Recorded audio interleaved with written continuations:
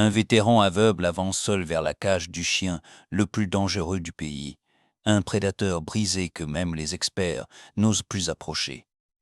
Le personnel retient son souffle, persuadé qu'ils vont assister à un massacre. Mais alors que les crocs sont sortis et que la fureur éclate, un seul mot murmuré dans l'obscurité va tout changer. Pourquoi ce monstre assoiffé de sang s'est-il soudainement effondré aux pieds de cet homme? Quel secret terrifiant lie ces deux soldats blessés? Ce qui s'est passé ensuite, au milieu des flammes d'un incendie mortel, va défier tout ce que vous croyez savoir sur la loyauté. Restez avec nous, car cette rencontre n'était pas un hasard.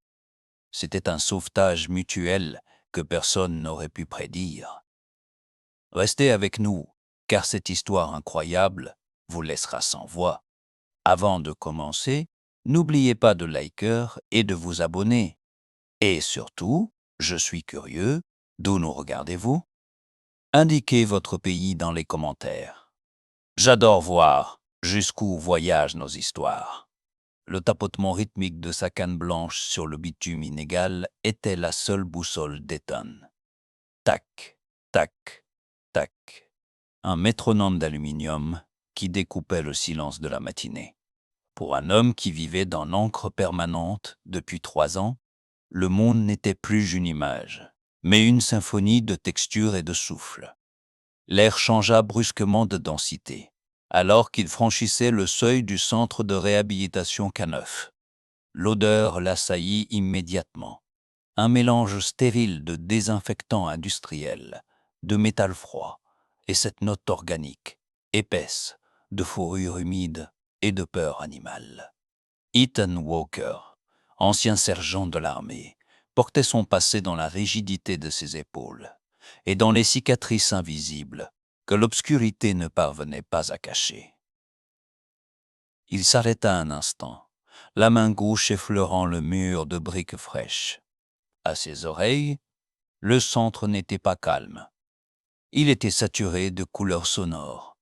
Il y avait le jaune strident des aboiements aigus des chiots, le bleu mélancolique des gémissements étouffés au fond des cages, et le gris métallique du cliquetis des griffes sur le béton. Il savait lire ces sons mieux que n'importe quel rapport écrit. Il racontait la solitude, l'ennui, et cette attente désespérée d'une main tendue. Une silhouette s'approcha.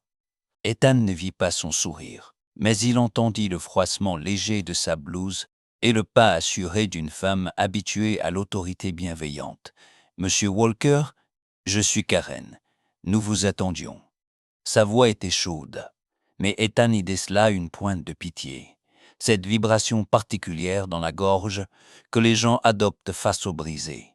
« Appelez-moi Ethan, s'il vous plaît, » répondit-il d'un ton calme, ses doigts se serrant légèrement sur la poignée de sa canne. Karen commença à le guider, décrivant les installations, les bergers allemands dociles et les labradors déjà prêts pour une vie de service. Mais Ethan n'écoutait qu'à moitié. Il cherchait quelque chose qu'il ne savait pas encore nommer. « Je ne cherche pas la perfection, Karen. Je cherche quelqu'un qui comprenne que le silence peut être une prison. » Alors qu'il s'enfonçait dans le couloir principal, la température sembla chuter. Les bruits environnants s'éteignirent, comme si les autres chiens s'étaient brusquement tus par respect ou par terreur. C'est alors que cela arriva. Un grondement sourd viscéral déchira l'air. Ce n'était pas un aboiement, c'était un séisme. Le son était si puissant qu'Ethan le ressentit jusque dans la moelle de ses os. Une vibration sauvage qui fit trembler le sol sous ses bottes. C'était un cri de guerre mêlé à une agonie pure. Un rugissement qui ne demandait pas d'aide, mais qui ordonnait au monde de rester à distance. Ethan se figea, le cœur frappant violemment contre ses côtes. Ce son, il le connaissait. C'était le bruit d'une âme qui avait trop vu, trop perdu, et qui avait décidé que la rage était le dernier rempart contre l'oubli. « Ne faites pas attention, » murmura Karen, sa voix soudainement tendue. « C'est l'aile d'isolation. C'est un cas désespéré. » Mais Ethan ne bougea pas. Pour la première fois depuis l'explosion qui lui avait ravi la vue, il ne se sentait plus seul dans le noir. Il sentait un appel, une fréquence de douleur identique à la sienne qui résonnait derrière les murs de béton. Les pas d'Ethan et de Carin résonnaient dans le couloir, mais un nouveau son s'éleva, glissant comme un courant d'air froid entre les portes closes. Des voix d'hommes, basses et nerveuses, s'échappaient d'une salle de repos. Ethan ralentit, son oui affûté, captant chaque syllabe, comme si elles étaient hurlées. Thor a encore perdu la tête ce matin, disait l'un d'eux. Il a tordu les barreaux de sa cage. C'est un monstre, répondit une autre voix, chargée de lassitude. On devrait arrêter les frais. Un chien comme ça, c'est une bombe à retardement, pas un animal de compagnie. Karen accéléra le pas, tentant de couvrir ses murmures par des explications techniques sur le programme d'adoption. Mais le nom de Thor s'était déjà enraciné dans l'esprit d'Ethan. Il sentait la tension monter, une électricité statique qui faisait dresser les poils sur ses bras. Il s'arrêta net, sa canne frappant le sol avec une autorité soudaine. « Qui est Thor ?» demanda-t-il, sa voix calme tranchant à travers l'agitation ambiante. Karen soupira, un bruit de défaite qui trahissait son impuissance. « Thor était le meilleur », commença-t-elle, sa voix baissant d'un ton.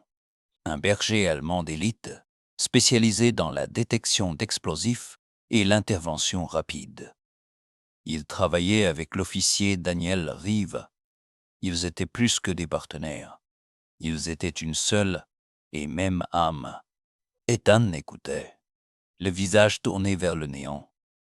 Mais son esprit dessinait les contours de cette loyauté absolue. Il connaissait ce lien, celui qui unit deux soldats dans la poussière et le chaos. Il y a 1 an, poursuivit Karen, il y a eu une explosion lors d'un raid. Rive n'a pas survécu.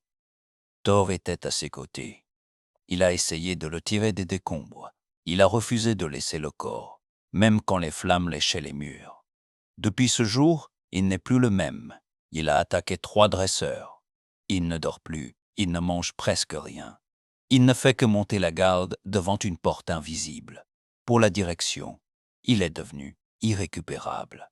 Ethan resta silencieux, le poids de cette histoire s'installant dans sa poitrine comme une pierre. Il comprit immédiatement que l'agressivité de Thor n'était pas de la méchanceté, mais une forme de deuil pétrifié, un membre fantôme qui continuait de brûler longtemps après avoir été arraché. La douleur de Thor n'était pas un dysfonctionnement, c'était une protestation. Ethan sentit une vague de fraternité monter en lui. Lui aussi s'était réveillé dans l'obscurité d'un hôpital, entouré de voix qui parlaient de lui comme d'un blessé de guerre, une statistique. Un homme dont la vie utile était terminée. Il savait ce que cela faisait d'être regardé avec une pitié qui ressemble à un adieu. « Je veux le voir », dit-il, ces mots vibrant d'une certitude inébranlable. Caran eut un mouvement de recul que son parfum de lavande trahit. « Ethan, c'est impossible. Il est en isolation stricte. C'est trop dangereux pour vous, surtout dans votre état. » Ethan tourna ses yeux sans regard vers elle, un léger sourire triste au coin des lèvres. « Dans mon état, je suis le seul qui puisse vraiment le voir, Caran. Emmenez-moi à sa cage. » Ce n'est pas une demande, c'est une nécessité. Le couloir qui menait à l'aile d'isolation semblait se resserrer à chaque pas. L'air y était plus lourd, chargé d'une humidité métallique qui picotait la gorge. Ethan sentait Cain trembler légèrement à ses côtés, ses talons claquant sur le ciment avec une hésitation croissante.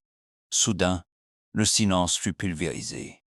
Un fracas de métal contre métal fit vibrer les os d'Ethan. Thor s'était jeté contre les barreaux. Ce n'était pas un aboiement de défense. C'était une explosion de fureur pure, un vortex de griffes et de dents déchirant l'air. Ethan percevait le déplacement d'air causé par les mouvements frénétiques du chien. une onde de choc qui lui fouettait le visage. « Arrière !» hurla un gardien, le bruit des bottes précipitées et le cliquetis des perches de contention s'ajoutant au chaos. Le vacarme était assourdissant, une tempête de haine animale qui aurait fait reculer n'importe quel homme. Mais Ethan resta immobile. Il ferma les yeux, bien que cela ne changeât rien à son univers, et chercha la fréquence sous le bruit. Il ne cherchait pas le monstre, il cherchait le soldat. Il fit un pas en avant, puis un autre, ignorant la main de Carin qui tentait de le retenir. La violence de Thor redoubla, un grognement guttural si profond qu'il semblait sortir des entrailles de la terre. Puis, Ethan parla. Sa voix n'était ni forte ni menaçante. Elle était juste là, posée comme une main sur une blessure ouverte. « C'est assez, soldat. Le combat est fini. » Le changement fut instantané. La déflagration sonore s'arrêta net.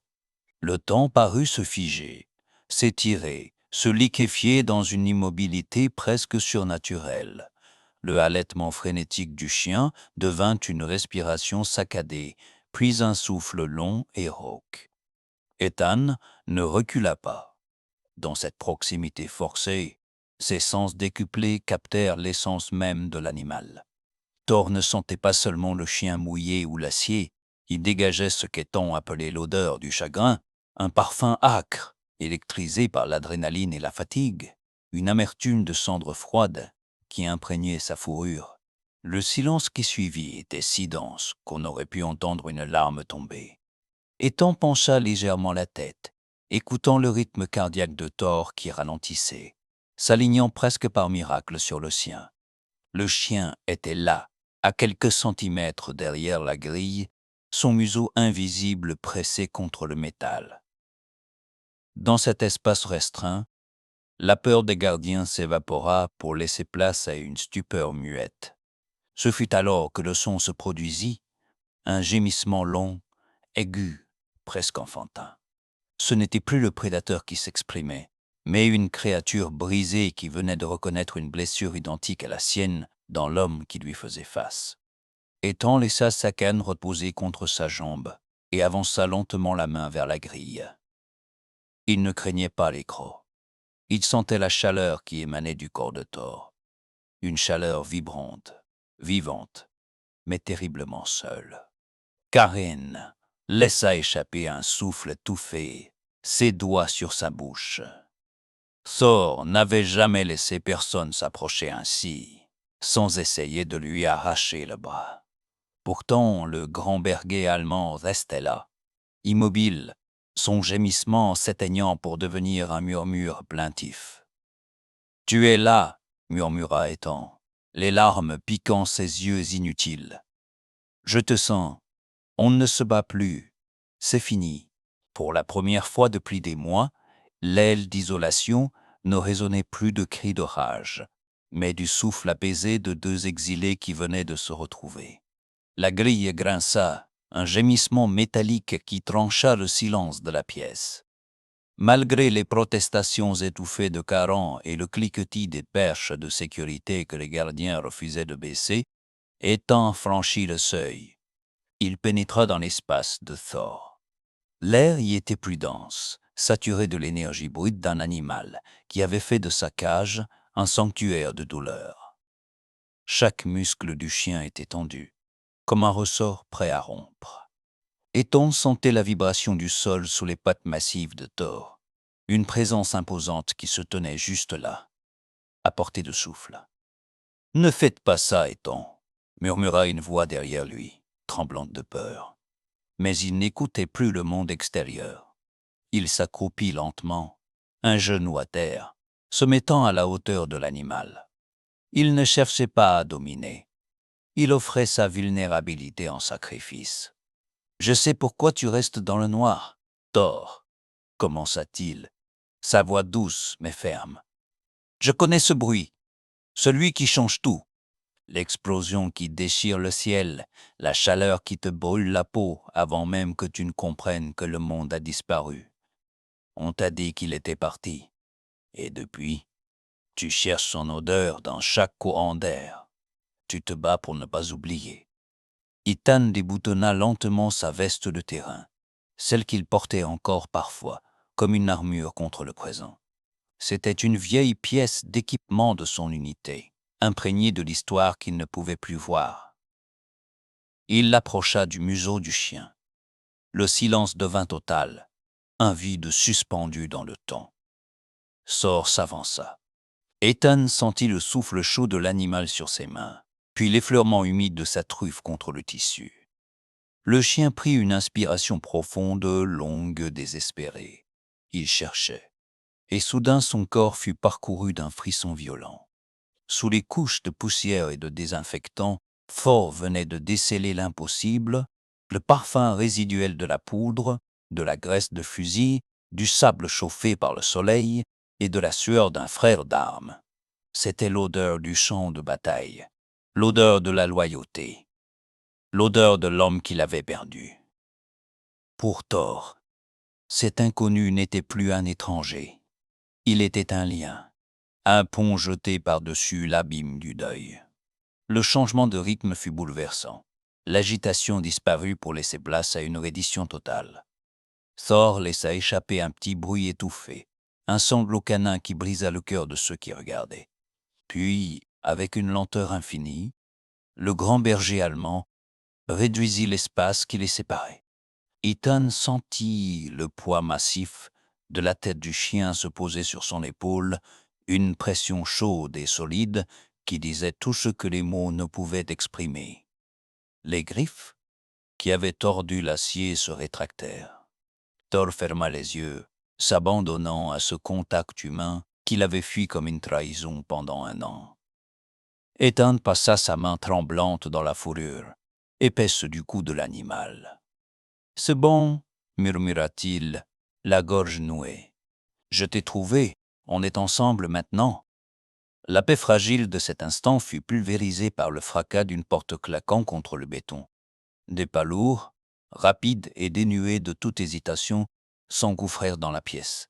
« Qu'est-ce que c'est que cette folie ?» La voix du directeur Alverson, coupante comme une lame d'acier, brisa le silence. Ethan sentit Thor se raidir immédiatement sous sa main. La tête du chien se releva, ses muscles redevenant des cordes de piano prêtes à rompre. Alverson s'arrêta à quelques mètres de la cage, son souffle court trahissant une colère froide. « Karen, vous avez perdu la tête. Vous avez laissé un civil, un homme aveugle, entrer dans la cellule d'un animal classé comme arme létale. » Ethan se releva lentement, gardant une main posée sur le dos de Thor pour tenter de calmer l'orage qu'il sentait gronder dans la poitrine de l'animal. « Monsieur le directeur, » commença Ethan, sa voix restant calme malgré l'adrénaline, « ce chien n'est pas une arme. Il est en deuil, et il vient de prouver qu'il peut se connecter à quelqu'un. » Alverson laissa échapper un rire sec, dénué de toute chaleur. « Ce que je vois, Monsieur Walker, c'est un chien instable qui a envoyé 2 de mes meilleurs dresseurs à l'hôpital. Thor n'est pas un projet de charité. C'est un passif, une responsabilité juridique que je ne peux plus me permettre. Il est imprévisible, dangereux. Et votre présence ici est une violation flagrante de tous nos protocoles de sécurité. » À cet instant, sentant l'hostilité monter dans la voix du directeur, Thor fit un pas en avant. Il se plaça devant Ethan, son corps formant un bouclier de muscles, ses babines se retroussant sur ses crocs, dans un grognement bas et protecteur. « Regardez ça !» s'exclama Alverson en reculant d'un pas, la main posée sur son talkie-walkie. « Il est prêt à attaquer. C'est exactement ce dont je parlais. Sortez de cette cage immédiatement, Monsieur Walker, avant que je ne sois obligé d'utiliser la force pour évacuer ce chien. » Ethan essaya d'expliquer que Thor ne l'attaquait pas, qu'il le protégeait, mais le mur de la bureaucratie était trop haut. Pour Alverson, il n'y avait que du noir ou du blanc, des dossiers et des risques. Aucune place pour les nuances de l'âme. 2 agents de sécurité s'approchèrent, leurs pas résonnant lourdement. Thor explosa de fureur, non pas par haine, mais par la terreur absolue de voir le seul lien qu'il venait de retrouver lui être arraché. « Partez, Ethan, s'il vous plaît, » supplia Karen, les larmes aux yeux. « Si vous restez, ils vont le neutraliser. » Le cœur lourd, Ethan dut céder. Il recula d'un pas, sentant les pattes de Thor griffer désespérément le sol pour rester près de lui, alors que les agents tiraient Ethan vers la sortie et verrouillaient la grille d'acier derrière lui.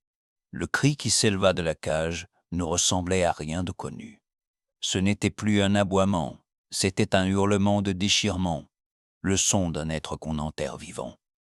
Ethan entendait Thor se jeter de tout son poids contre les barreaux, encore et encore, le métal hurlant sous les chocs répétés. Chaque impact résonnait dans la poitrine d'Ethan, comme un coup de poignard. Il fut entraîné vers le couloir, mais le bruit du désespoir de Thor le suivit, s'accrochant à lui, hantant chaque pas qu'il faisait vers la sortie, le laissant dans une obscurité bien plus profonde que celle de ses yeux.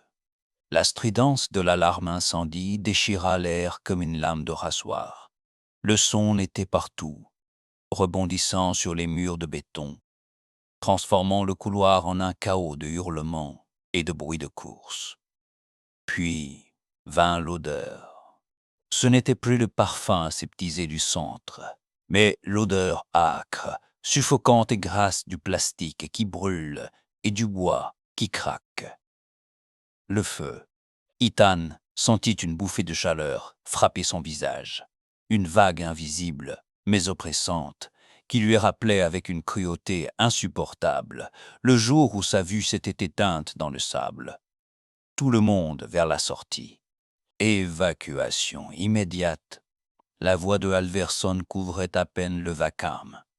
Ethan sentit des mains le saisir, tentant de le guider vers l'air frais. « Ethan, venez ! C'est l'aile !» Ceux se propagent vers les chenils, hurla Karen, sa voix étranglée par la fumée. Mais Ethan se dégagea violemment. Dans son esprit, une seule image brûlait plus fort que les flammes. Thor, enfermé derrière des barreaux d'acier, piégé dans une boîte de béton alors que la fumée montait vers le plafond. « Où est Thor ?» cria Ethan. « On ne peut pas l'atteindre », répondit un gardien dans un accès de panique. Les portes de sécurité sont bloquées par le système électrique. C'est fini pour lui, Ethan. Sortez. Mais pour Ethan, ce n'était pas une option. Il ne laisserait pas un autre frère d'armes mourir dans les flammes.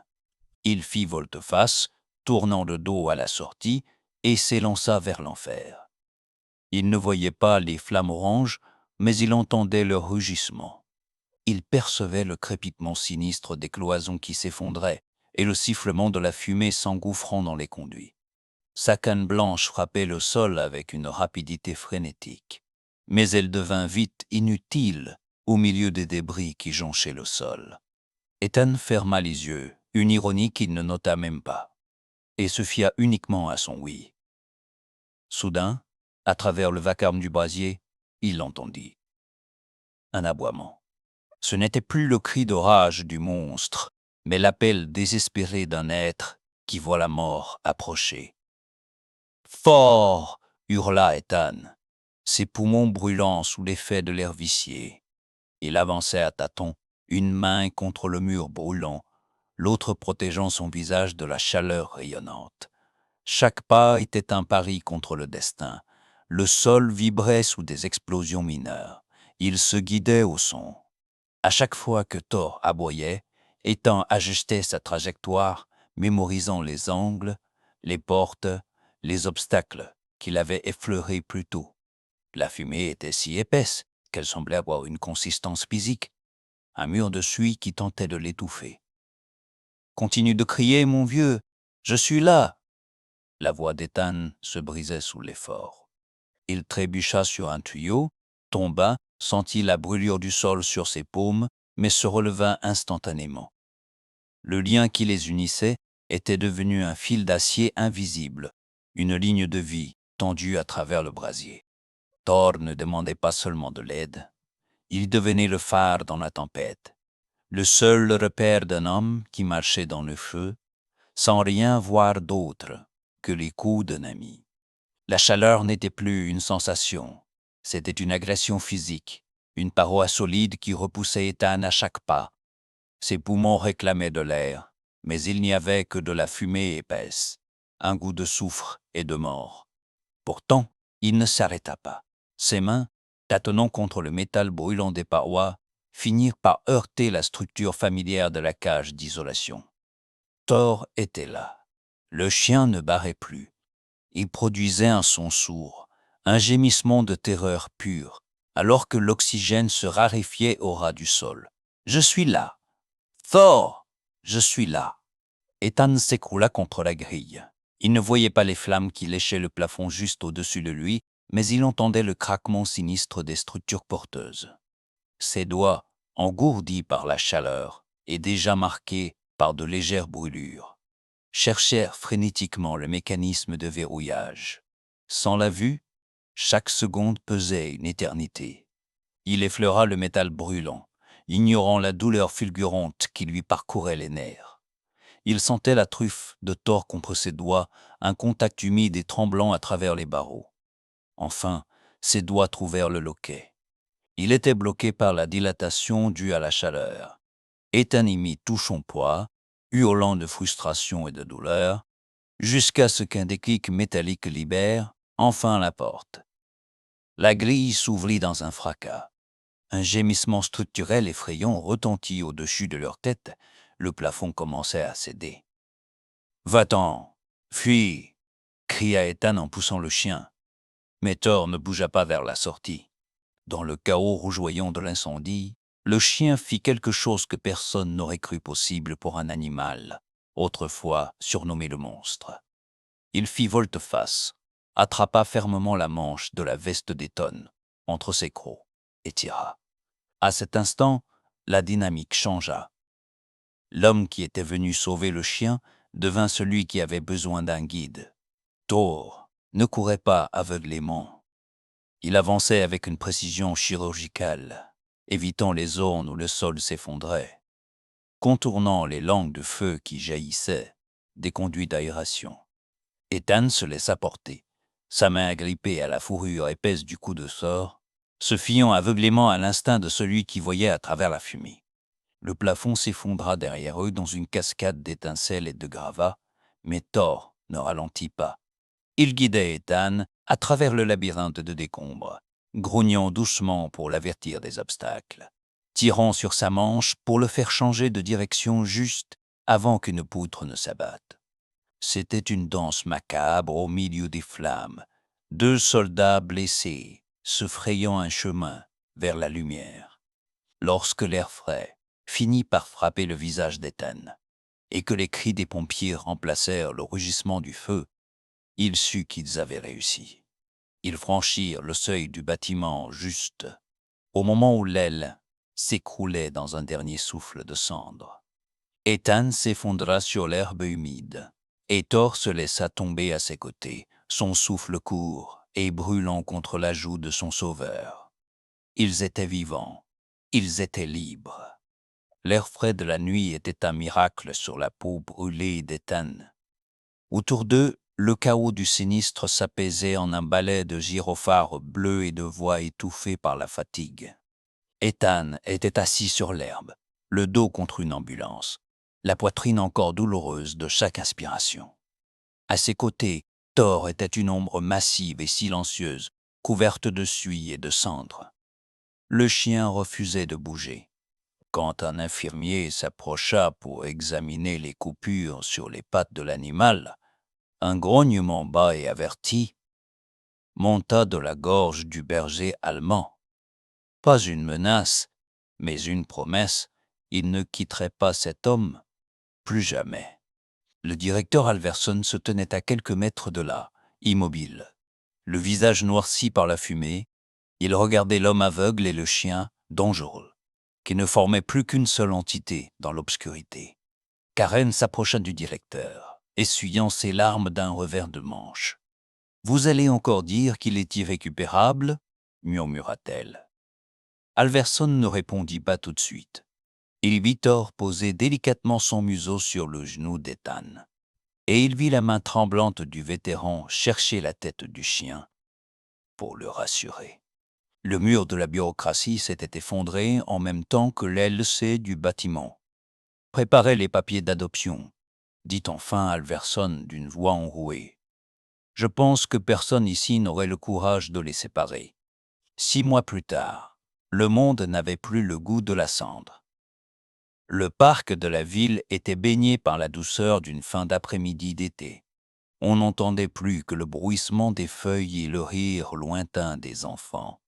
Sur le sentier ombragé, 2 silhouettes avançaient d'un pas synchrone, une image de dignité retrouvée. Ethan ne portait plus de canne blanche. À sa gauche, un harnais de cuir robuste reliait sa main au dos puissant de Thor. Le chien n'était plus le spectre hurlant du centre de réhabilitation.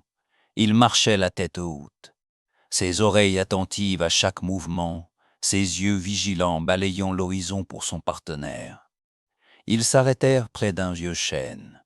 Ethan sentit le soleil chauffer sa peau et entendit le soupir de contentement de Thor qui s'asseyait à ses pieds. Dans ce silence partagé, il n'y avait plus de guerre, plus d'explosion, plus de deuil. Ils avaient chacun trouvé dans l'autre la pièce manquante de leur propre courage. 2 soldats qui, après avoir traversé l'enfer, avaient enfin appris que la plus belle des victoires n'était pas de survivre au combat, mais de trouver le chemin de la maison dans le cœur d'un ami fidèle. Leur histoire nous rappelle que même dans l'obscurité la plus profonde, une lumière peut jaillir d'une rencontre inattendue. La loyauté ne se commande pas, elle se gagne par la compassion. Si cette histoire de rédemption et d'amitié vous a touché, n'oubliez pas d'aimer cette vidéo et de vous abonner pour ne manquer aucun de nos récits. Partagez cette histoire avec ceux qui croient encore au pouvoir des secondes chances. Et vous, quelle est la plus belle preuve de loyauté que vous ayez vécue? Dites-le nous en commentaire. Merci d'avoir été avec nous.